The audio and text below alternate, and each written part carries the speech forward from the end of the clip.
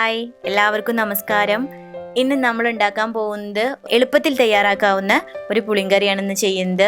എൻ്റെ അടുത്ത് കുറേ ബാച്ചിലേഴ്സൊക്കെ ചോദിച്ചിട്ടുണ്ടായിരുന്നു, ചേച്ചി എളുപ്പത്തിൽ ഉണ്ടാക്കാൻ പറ്റുന്ന കുറച്ച് കറികൾ പറഞ്ഞു തരുമോയെന്ന്. അപ്പോൾ എല്ലാവരുടെ കയ്യിലും ധാന്യങ്ങൾ നിറയുണ്ട്, ചെറുപയർ, വെള്ളപ്പയർ, മുതിര. അപ്പോൾ അങ്ങനത്തെ സാധനങ്ങൾ ഉള്ളത് കൊണ്ട് ഒരു പുളിങ്കറി ആവാമെന്ന് വിചാരിച്ചു. അപ്പം ഞാൻ ഇന്ന് പുളിങ്കറി ചെയ്യുന്നത് വെള്ളപ്പയർ, നമ്മുടെ പയർ ഉണക്കിയിട്ടുള്ള വെള്ളപ്പയർ എന്നാണ് ഇവിടെ പറയുക. എന്താ അതിന് പേരെന്നറിയില്ല, അത് നിങ്ങൾ കാണുന്നുണ്ടാവും. ഇതാണ് വെള്ളപ്പയർ എന്ന് പറയുന്നത്. അപ്പോൾ ഈ പയർ കൊണ്ടുള്ള ഒരു പുളിങ്കറിയാണ് ഇന്ന് കാണിക്കാൻ പോകുന്നത്. നമുക്ക് അതിനാവശ്യമുള്ള സാധനങ്ങൾ: വെള്ളപ്പയർ, 1 കപ്പ് വെള്ളപ്പയർ എടുത്തിട്ടുണ്ട് ഞാൻ.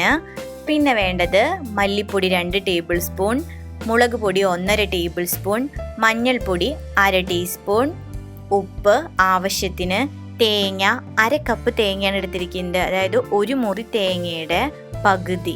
ഞാനിവിടെ 1 മാങ്ങയാണ് എടുത്തിരിക്കുന്നത് പുളിക്ക്. നിങ്ങൾക്ക് വേണമെങ്കിൽ ഇത് കോൽപ്പുളി ആക്കാം, നമ്മൾ മുതിരപ്പുളി ചെയ്ത പോലെ. നമുക്കത് ഇതിൽ വേണമെങ്കിൽ കോൽപ്പുളി ചേർത്താലും മതി, നിങ്ങളുടെ ഇഷ്ടത്തിന് ചേർക്കാം. വെള്ളം ആവശ്യത്തിന്. പിന്നെ താളിക്കാൻ കടുക്, വറ്റൽമുളക്, കറിവേപ്പില, വെളിച്ചെണ്ണ. നമുക്ക് ഈ പയർ ഒന്ന് വറുത്തെടുക്കണം. വറവ് ഒരുപാട് കൂടാൻ പാടില്ല, ചെറുതായിട്ടൊന്ന് വറുത്താൽ മതി. വറവ് കൂടിയാൽ ഇത് വേവാൻ സമയമെടുക്കും. അപ്പം ഞാനൊരു പാൻ വെച്ചിട്ട് അതിലേക്ക് വെള്ളപ്പയർ ഇട്ട് കൊടുക്കുകയാണ്.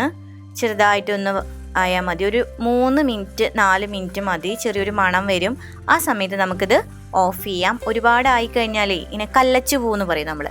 അപ്പോൾ വേവാൻ ഒരുപാട് താമസമാണ്, അതാണ്. പിന്നെ ഈ വറവ് ഇടുന്നത് എന്തിനാണെന്ന് വെച്ചെങ്കിൽ നമ്മുടെ കറിക്ക് നല്ലൊരു മണം തരും, ഇതൊന്ന് വറുത്തെടുത്ത് കഴിഞ്ഞിട്ടുവെച്ചെങ്കിൽ. അതുകൊണ്ടാണിത് നമ്മൾ വറുത്തിട്ട് വെക്കുന്നത്.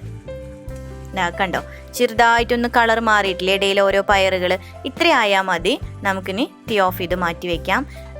ഇനി നമുക്കിത് കഴുകി വൃത്തിയാക്കിയിട്ട് എടുക്കാം. ഒരു 3-4 പ്രാവശ്യം കഴുകി എടുത്തതാണ്. ഇത് നമുക്ക് നമ്മുടെ ഒരു കുക്കറിലേക്ക് മാറ്റാം. കുക്കറിൽ തന്നെ വെക്കണം, കാരണം നല്ല വേവ് ഉണ്ടായിരിക്കും നമ്മുടെ പയറിന്. അതിലേക്ക് 1/2 ടീസ്പൂൺ മഞ്ഞൾപ്പൊടി ചേർക്കുകയാണ്. പിന്നെ നമ്മൾക്ക് വേണ്ട മല്ലിപ്പൊടി 2 ടേബിൾ സ്പൂൺ ആണ് എടുത്തിരിക്കുന്നത്.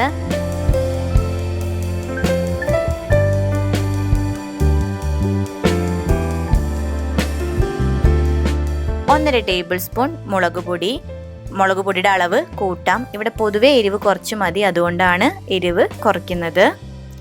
ഇനി നമുക്കിതിൽ ഉപ്പിടണില്ല, ഉപ്പിടാതെ വേണം നമ്മുടെ പയർ വേവിക്കാൻ. ഉപ്പിട്ട് കഴിഞ്ഞാൽ പയർ വേവാൻ താമസം എടുക്കും, കാരണം ഉണങ്ങിയിട്ടുള്ള ധാന്യങ്ങളാണ്. ഉണക്കപ്പയർ, മുതിര, അങ്ങനത്തെ കടല, അതൊക്കെ വേവിക്കുന്ന സമയത്ത് നമ്മൾ ഉപ്പിടാതെ വേവിക്കണം. തലേ ദിവസം വെള്ളത്തിൽ കുതിർത്തി വെച്ചതാണെന്നുണ്ടെങ്കിൽ മാത്രം നമ്മൾ ഉപ്പിട്ടിട്ട് വേവിച്ചാൽ മതി.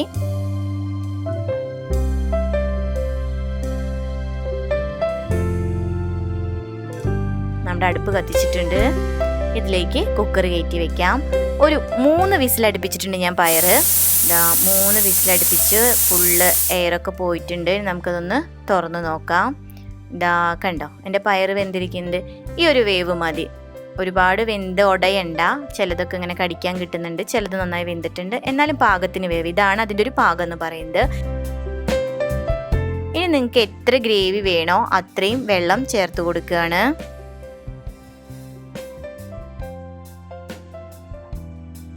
ഇനി ഉപ്പിട്ട് കൊടുക്കാം. ഈ സമയത്ത് നിങ്ങൾക്ക് എരിവ് കുറവുണ്ടെന്ന് വെച്ചെങ്കിൽ മുളക് പൊടി ആഡ് ചെയ്യാം കേട്ടോ.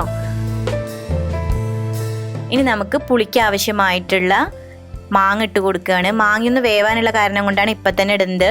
നിങ്ങൾ കോൽപ്പുളിയാണ് ഉപയോഗിക്കുന്നതെങ്കിൽ കറി ഒന്ന് നന്നായി വെള്ളമൊക്കെ ഒഴിച്ച് തിളച്ച ശേഷം കോൽപ്പുളി ഒഴിച്ചു കൊടുത്താൽ മതി.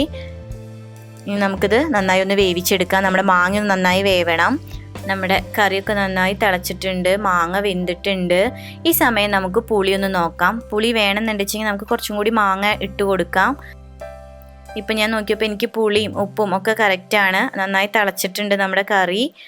നമ്മുടെ മാങ്ങി നന്നായി വെന്തിട്ടുണ്ട്.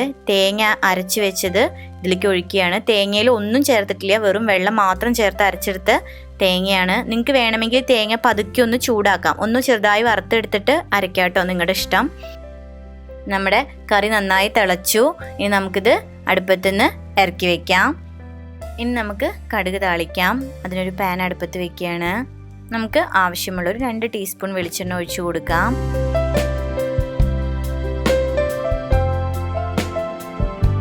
ഇനി നമുക്ക് കടുക് ഇട്ട് കൊടുക്കാം. കടുകൊക്കെ നന്നായി പൊട്ടിയിട്ടുണ്ട്. ഇനി നമുക്ക് വറ്റൽമുളക് ഇട്ട് കൊടുക്കാം. ഇനി നമുക്ക് കുറച്ച് കറിവേപ്പിലയും കൂടി ആഡ് ചെയ്യാം.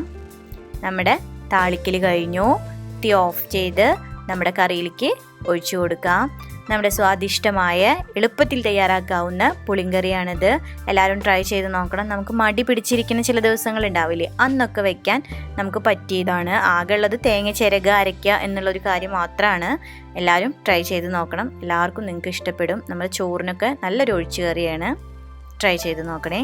ചാനൽ സബ്സ്ക്രൈബ് ചെയ്യാത്തവർ തീർച്ചയായും ചാനൽ സബ്സ്ക്രൈബ് ചെയ്ത് സപ്പോർട്ട് ചെയ്യണം. ഒപ്പം ഷെയർ ചെയ്യാനും ലൈക്ക് ചെയ്യാനും മറക്കരുത്. Thank you for watching.